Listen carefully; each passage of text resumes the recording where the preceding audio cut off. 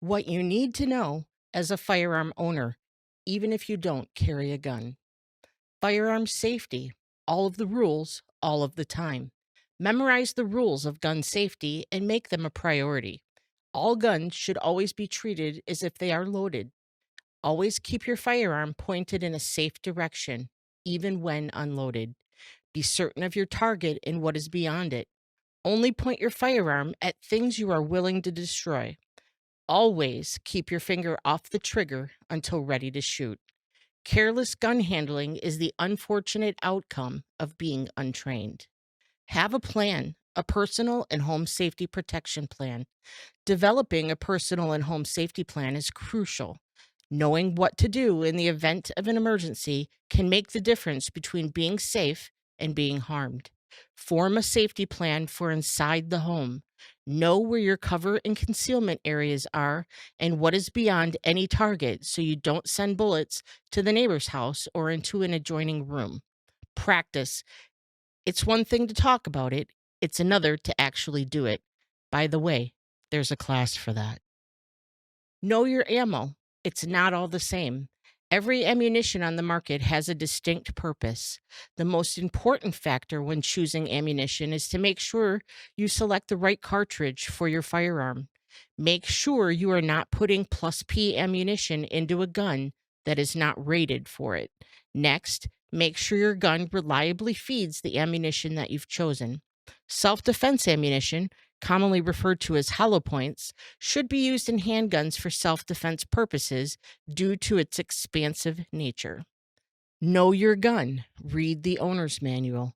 Know all of the mechanical and handling characteristics of all of the guns you own. Is there a mechanical safety? Does your gun have a decocker? Do you know how to drop the magazine? Do you know how to do a tactical reload? What types of sights are on your gun? Can you clear a malfunction? Maintain your gun. Proper maintenance is key. Something as simple as pocket lint in the barrel of a gun can cause a dangerous malfunction. Defensive firearms should be cleaned, lubricated, and inspected regularly. Consult your owner's manual or utilize the internet to find out exactly how to take your gun apart, safely clean it, and reassemble it. If you don't know how to maintain your gun, find a reputable source to get the knowledge you need. Your instructor can help. Shoot regularly. Keep your shooting skills fresh. Accurate shooting is a perishable skill. You will only rise to the level of your training in a self defense situation. Practice moving and shooting, low light shooting, and shooting under stress. Practice shooting from cover and concealment, shooting using your weak hand and your strong hand. Mastering safe shooting skills leads to a significant boost in personal safety. Know how to shoot. Hint, it's not the sights. Sights don't shoot the gun, you do. Sights don't make the gun more accurate, you do. Proper finger placement on the trigger matters.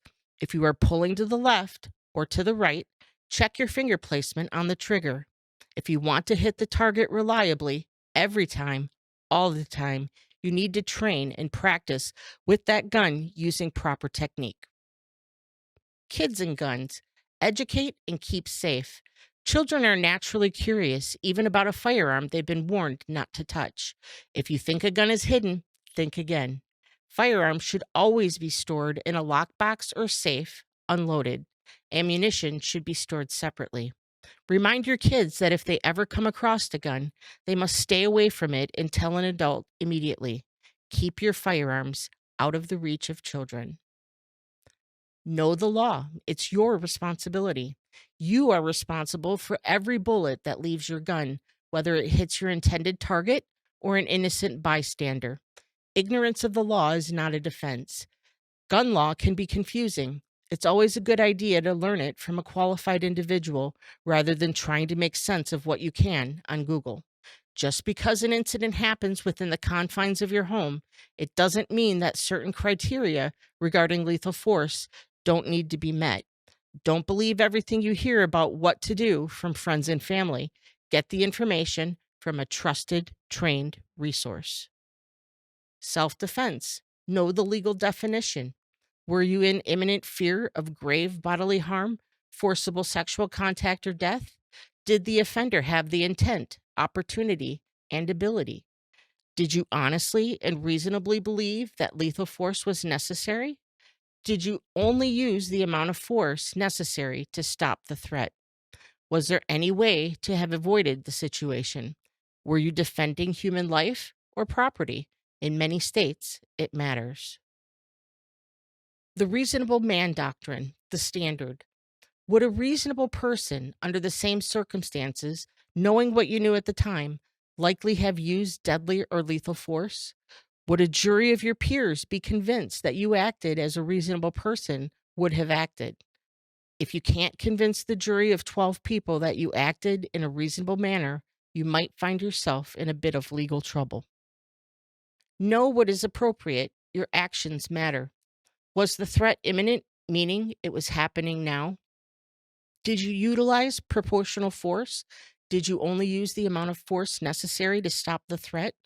Did you have a duty to retreat? Were you in a place you had a legal right to be? Could you be considered the aggressor in the situation? Did your actions stop when the threat stopped? Basic first aid, you are your own first responder. The average response time for first responders is between 7 and 10 minutes. The average time for someone to bleed out after experiencing a serious physical trauma from an injury such as a gunshot wound is only 3 to 5 minutes. Are you prepared to stop the bleed before you go into shock? Do you know how to pack a wound? Do you know how to apply a tourniquet? Do you have the basic first aid items on hand? Dialing 911. What you say matters. Do you know when a 911 call begins recording? Many say when it is answered, which is not accurate. A 911 call is being recorded from the moment you hit that second one or when you hit the phone icon on your cell phone. It's recording while it's connecting, ringing, and when they pick up the call. What should you tell a 911 operator? How much information should you give? Do I stay on the line until help arrives? Remember, everything you say can and will be used against you in a court of law. The cost of self defense, there's more to it. Are you prepared financially for a self defense incident? If you use lethal force against another human being, it is likely you will need an attorney. Do you know what type of attorney to hire? Are you emotionally prepared to deal with the fallout of a self defense incident? What if the incident happens in your home? Homeowners insurance does not typically cover cleanup.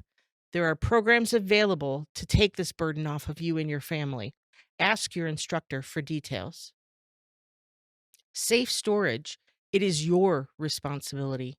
You should secure your handgun at a minimum with a trigger safety lock when storing or placing it in a proper storage container, such as a safe. There's a wide variety of safe gun storage options that are currently available at every price point for every budget. Safe storage options are intended to perform one or more of the following tasks: to prevent a gun from firing, to protect a gun from attaining physical damage, to act as a theft deterrent. Did any of this information catch you by surprise? That's okay. It's a common response. You don't know what you don't know. By the way, there's a class for that. Contact your certified firearm instructor to get the answers to any questions this slideshow may have created. Being a responsible gun owner means gaining the knowledge you need to be responsible.